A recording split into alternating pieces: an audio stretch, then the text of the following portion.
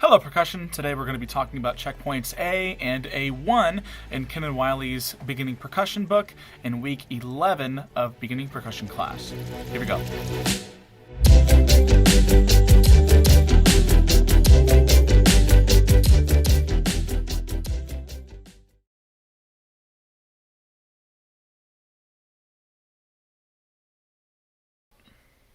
So guys, just so you know, this is going to be a pretty short video because this week is just dealing with checkpoints A and A1. This is just a review or a summary of everything that we've done up to this point. And so we can look at this first page here, page 16 with checkpoint A, and we see these 6 exercises. These are awesome if you want little short exercises to review some of these concepts before moving on to the etudes. But really, if you want to be able to do all of this in a week, I would suggest maybe just doing 1 or 2 of these checkpoint exercises before moving on to the etudes on the next page. We can see these 3 etudes on this page 17, and we'll notice etude number 1 is great for ensuring that we play consistent upbeats in time. We can see upbeat eighth notes pretty consistently in this exercise. This is a great time to emphasize the importance of tapping our foot. Our hands might only be playing the upbeats, but our whole body is playing the full eighth notes. So number 1 is great for that. 1, 2, ready, go.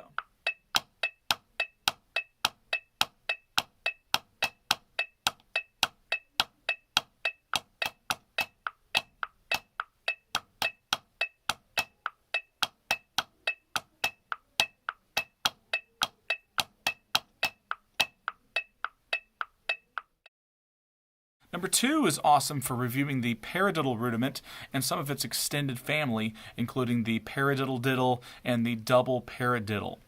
It's also great for reviewing dotted quarter notes. 1, 2, ready, go.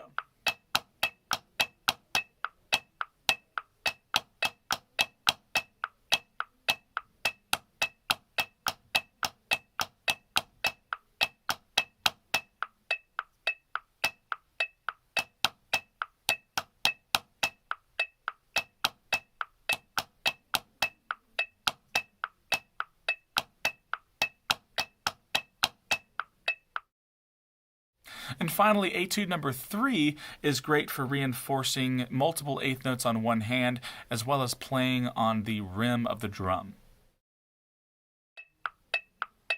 1, 2, ready, go.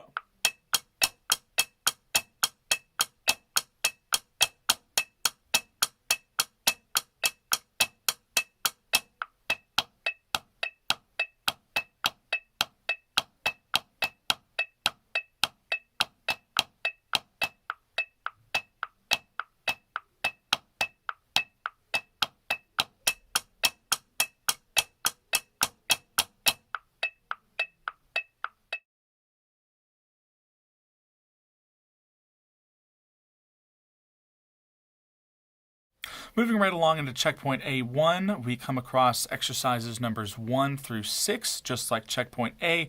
These are great, once again, as short little pieces to play before we move on to the etudes. Just so we know here, we are covering the entire range from A3 to C5 on our keyboards, as well as our B flat and E flat accidentals on the way up. Again, not all exercises on this page are necessary to play in class, but they are great for summarizing notes that we've learned up to now. Let's go ahead and move on to the next page and get into the etudes.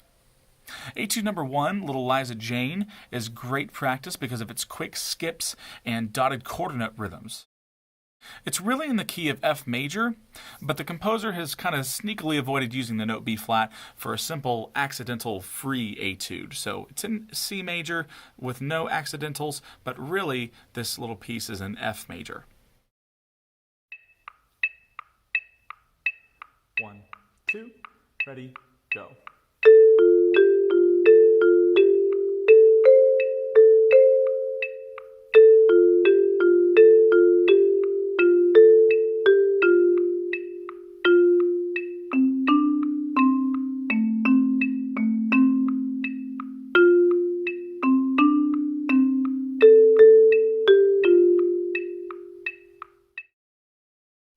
Etude number 2, Lavender's Blue, gives your students a lot of practice playing descending scalar patterns from F down to C. And all we mean from that is that the scale patterns are going downwards and we're not skipping any notes. For example, going from F to E to D to C in a downwards motion.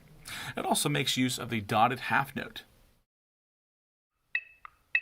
1, 2, 3, 1, ready, go.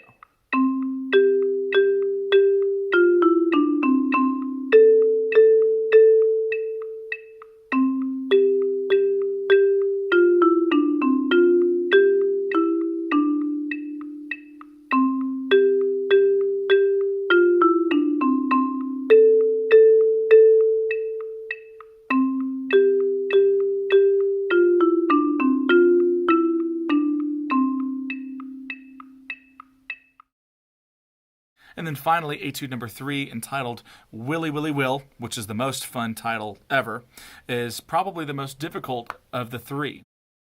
Willy Willy Will utilizes descending and ascending scalar patterns, as well as repeat signs and syncopated eighth note rhythms. 1, 2, ready, go.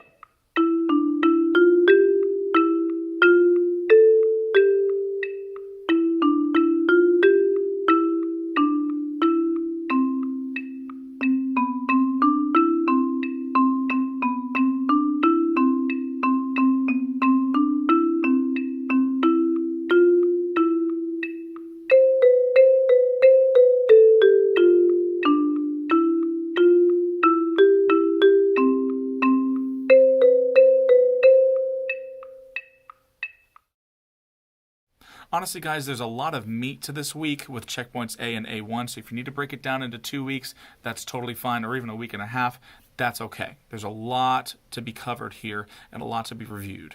But nevertheless, next week we will go into 16th notes. That is it for this week, guys. I hope you have a great one, and as always, happy drumming. See you next time. Bye-bye.